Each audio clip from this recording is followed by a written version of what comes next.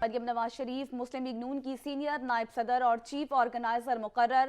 Party کی تنظیم نو کی ذمہ داری مریم نواز شریف کو سونپ دی گئی ہے۔ Rana Kamran deputy bureau chief نے ہمیں جوائن کیا ہے۔ رانا کامران بتائے گا، چیف آرگنائزر مقرر کر دیا گیا ہے؟